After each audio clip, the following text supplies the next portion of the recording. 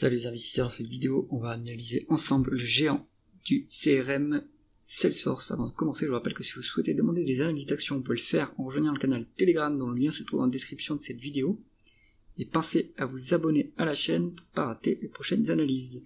On commence tout de suite avec le cours de l'action Salesforce. On est quasiment au plus haut, donc est-ce que c'est le moment d'avoir le vertige ou est-ce qu'il y a encore temps de rentrer sur l'action? On va regarder ça. En termes de chiffre d'affaires, on est sur une croissance en médiane soi-disant de 25%, c'est très élevé. Dernièrement, la croissance est en train de se tasser un petit peu. En 2022, on a clôturé à 18,5 de croissance. En 2024, à 11. On voit qu'il y a eu pour 25 milliards d'acquisitions sur 10 ans, donc c'est une entreprise qui consolide son marché. Est-ce qu'on arrive sur une phase de maturité et la croissance va se stabiliser à un niveau plus bas que par le passé? Ça, c'est à regarder via l'étude du marché, des concurrents, des taux de croissance. Vous pourrez regarder ça dans les rapports style Gartner, etc. Nous, on ne prend pas en compte la croissance pour valoriser ces entreprises. Alors, on continue. Les taux de marge. Le taux de marge brut est très élevé, signe que l'entreprise a un avantage concurrentiel. En réalité, c'est le leader du marché, voire il est quasiment en monopole ou en tout cas en oligopole sur le marché. Donc on a en plus un taux de marge brut qui est en augmentation. L'entreprise a un pouvoir de fixation des prix certain. Taux de marge d'EBITDA en hausse depuis 10 ans, donc ça c'est très bon, on est à 25%, c'est assez élevé, donc on a une stabilité du taux de marge brut et une forte hausse du taux de marge d'EBITDA, donc ça veut dire que l'entreprise gagne en plus en efficience opérationnelle, et le taux de marge net reflète cette amélioration du taux de marge d'EBITDA, donc on maintient une bonne efficience financière également. Ce qu'on voit ici, c'est très bon, entreprise avec une très bonne situation concurrentielle et également un très bon management. Continuons avec l'analyse de la conversion des bénéfices nets en free cash flow. Les free cash flow sont largement plus élevés que les bénéfices nets, donc ça c'est très intéressant. D'où est-ce que ça peut provenir? On va regarder ce qui se passe en termes de dépréciation et amortissement. On dépense en capital moins que ce qu'on déprécie, donc ça veut dire, ou qu'on amortit, puisqu'il doit y avoir beaucoup d'intangibles, ça veut dire peut-être que l'entreprise n'investit plus autant qu'avant, et qu'elle a plus besoin d'investir autant qu'avant pour prendre des parts de marché, ou parce que le marché est en train de ralentir. Donc ça, il faut clarifier, est-ce que le management a raison de moins investir qu'auparavant? Peut-être, et si c'est pas le cas, ça veut dire que l'entreprise se prépare à perdre des parts de marché. Mais en tout cas, je pense que le management voit clairement que la croissance va ralentir et qu'il n'a plus besoin d'investir autant qu'avant. Donc on a des gains, des free cash flow qui sont plus élevés que les bénéfices nets. Est-ce que le BFR aide aussi? Oui, il aide aussi, puisque sur la période on a largement amélioré la position du besoin en fonds de roulement. Donc ça c'est excellent, on a énormément de cash. Pour valoriser l'entreprise, on va pouvoir utiliser plutôt les free cash flow plus que les bénéfices nets, puisque le free cash flow représente mieux la profitabilité réelle de l'entreprise, et ça c'est s'il n'y a pas de dette, évidemment. Continuons avec la rentabilité. Alors là c'est un peu intriguant. Donc en médiane on est sur une rentabilité opérationnelle de 3%, dernièrement on se trouve à un plus haut de 9%, c'est finalement pas si élevé que ça, je m'attendais à plus, surtout pour du logiciel. Peut-être qu'on va avoir une amélioration significative et que la trajectoire va continuer, il faut voir ce que dit le management à ce propos.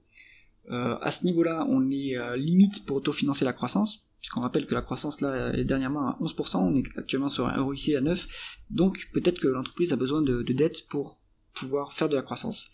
On va regarder ça tout de suite. Il n'y a pourtant pas de dette, donc on est sur une situation de trésorerie nette. Bon, il y avait un peu de dette par le passé, mais le groupe a réussi à se désendetter complètement, donc du coup le bilan est très sain, il n'y a aucune dette. Est-ce qu'on est bien traité quand on est actionnaire de l'entreprise? On va regarder au niveau des dividendes qui sont versés. On a commencé à verser des dividendes en 2024, le niveau est assez faible à 1 milliard sur une market cap de 300 milliards, donc on doit être à 0,3-0,4%.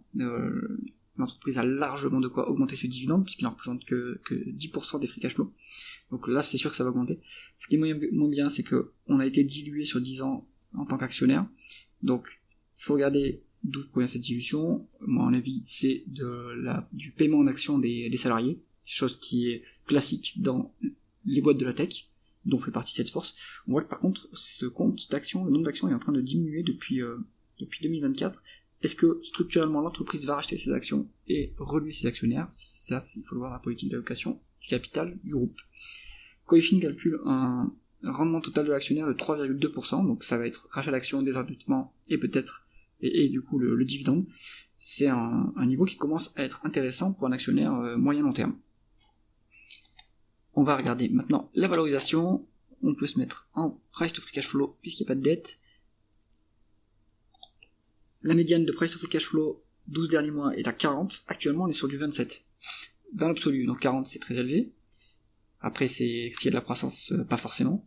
En termes actuel de valorisation, on est à 27. Donc il y a une décote par rapport à l'historique, mais ça reste quand même un niveau élevé. Il y avait une opportunité d'attraper l'action en 2024, à l'été 2024, on était sur des multiples historiquement bas.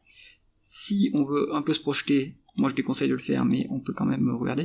Il n'y a pas de projection sur les free cash flow. Peut-être qu'il y en a sur les bénéfices. Regardons ça. Si on se met en next 12 months, on est sur une décote de 50% sur le multiple next 12 months. Maintenant, les bénéfices ne représentent pas vraiment la profitabilité de l'entreprise, il vaut mieux regarder les price to free cash flow. Conclusion du dossier Salesforce, c'est un dossier qui commence à entrer en phase de maturité, donc il va y avoir du rendement pour l'actionnaire. C'est quand même toujours un dossier de croissance, donc le rendement est faible, mais on peut avoir des gains en capital. Maintenant, la valorisation est élevée, donc si on rentre maintenant, il faut garder l'action, à mon avis, 5-10 ans pour bien amortir son prix d'entrée, et parce qu'on peut se prendre des moins-values de 50% dès qu'il y a une publication qui déçoit un peu le marché. Si on a un actionnaire plutôt court-moyen terme, 12-18 mois, le niveau de valorisation, bien qu'il soit décoté par rapport à l'historique, reste quand même élevé dans l'absolu, donc à mon avis, il vaut mieux être prudent et attendre que le cours de l'action baisse un peu pour pouvoir rentrer sur le dossier et avoir une meilleure marge de sécurité. C'est tout pour cette analyse. Si vous avez aimé cette vidéo, mettez un pouce vers le haut, pensez à vous abonner à la chaîne. À bientôt.